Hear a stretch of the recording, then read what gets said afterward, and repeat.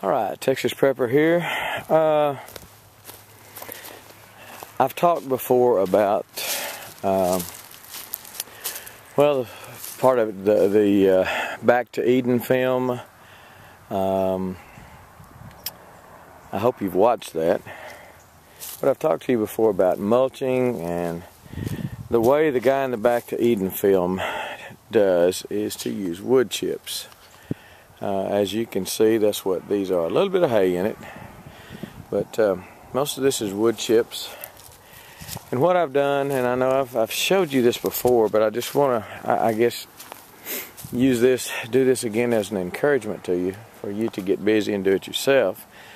I've got a 50 by 50 area here, a 50 by 50 area there that I have spread very thickly, probably 6 inches, I'm sure, and some of it 8, maybe 12 inches deep in wood chips. I have started, as I'm getting the chips, I'm starting also to do the same here. This is going to be the top side of the next garden, the next layer, and I've got it, and it's probably 70 feet, a little wider than this one, a little wider, and it's probably 70 feet by 70 or 80.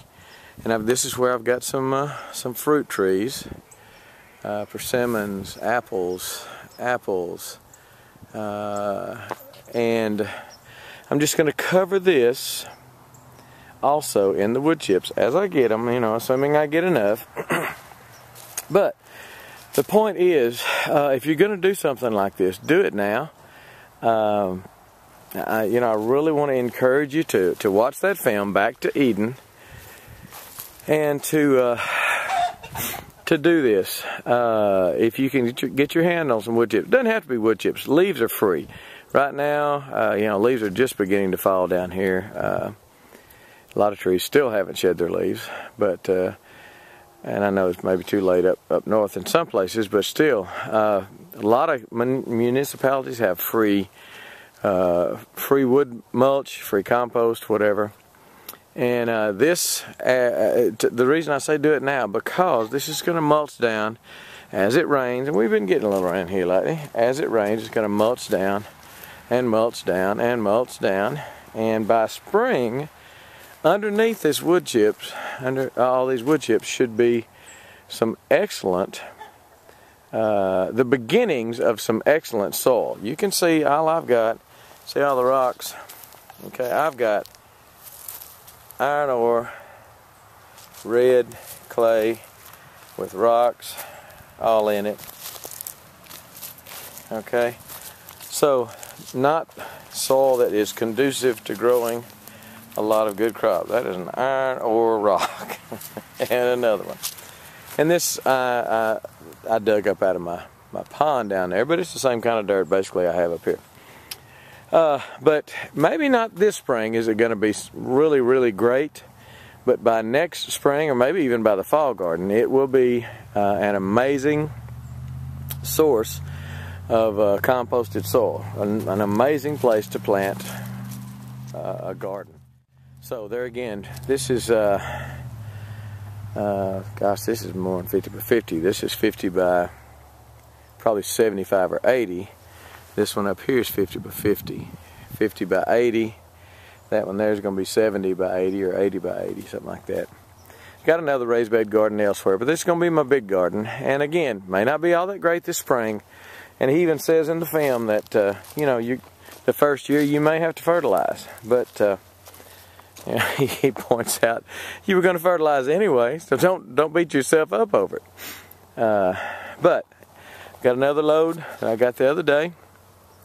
This is predominantly pine, but that's okay. I was a little worried about pine until I rewatched the movie, and he said pine, cedar, doesn't matter. The only thing you don't want is something like a black locust, something that does not rot. Down here we've got a lot of what we call bodark, or horse apple trees, and man, you stick one of those in the ground as a fence post and it'll be there 50 years from now. I know that because I pulled one up with my tractor that was a corner post on my land that an old man came out and talked to me and told me he had built a fence when he was a kid.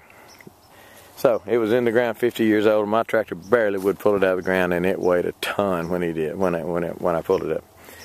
Anyway, get busy doing some, if you're really serious about a no-work garden and a garden that is a very drought-resistant, drought-tolerant garden, and I believe down here in the Southwest we're going to, water is becoming a precious, precious resource. So, just wanted, I know I've done this before, you know, this is a little redundant. I know, big word for ironhead, I know. But this, I really think you could, you would do well to experiment at least. Now, what they do, this is too big an area for me to do this, but what typically he'll do is lay down newspaper or cardboard on the ground, straight on the grass. Don't till, just lay your newspaper down, cardboard down. Now, I say newspaper, I'm talking about 4 or 5 sheets, 4 or 5 layers, or a good layer of cardboard, and then just start putting chips on top of that. If you want to do it on a small scale, LDS Prepper has a couple of videos. He started doing this, and man, he's done just about his whole backyard, and he's working in his front yard, so he's a believer in this too. But anyway, good website too, by the way, LDS Prepper. I just want to encourage you to consider doing this with either wood chips or hay. Find somebody that's got some old hay, or some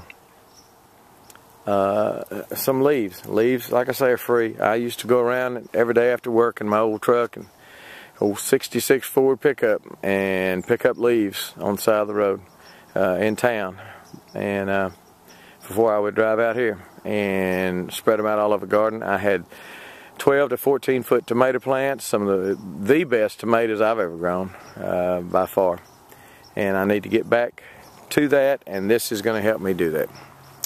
I'm a believer in it, especially if you want, like I say, a no-work garden. This is, it's work getting it put in, especially if you don't have a front-end loader with a 5-foot rake on the back of it like I do, because that pile right there weighs a couple of 1,000 pounds. But, hey, you need to exercise anyway. Get out there and do it, okay? I'm just assuming, okay, no cards, no letters. I'm just assuming you need the exercise, because most of us do. I certainly do. All right, we thank you, and y'all come. Gone.